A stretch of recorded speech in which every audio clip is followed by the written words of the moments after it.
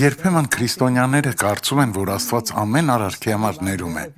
Եթե աղոթում եք հավատքով, որտեղ էլ որ լինեք աշխարհում, ցանկացած ժամի, անկախ խնդրից հավատացեք։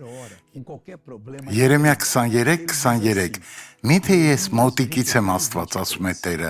եւ հեռվից Աստված չեմ, նա կարող է անել այն ամենը, ինչ անհրաժեշտ է, կապ չունի ձեր որդին, ձեր կինը կամ հայրը,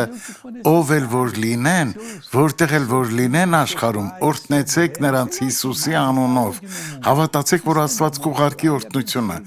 երբ աղոթեք, ասեք ձեր հարազատներին, ես ձեզ օրհնեցի։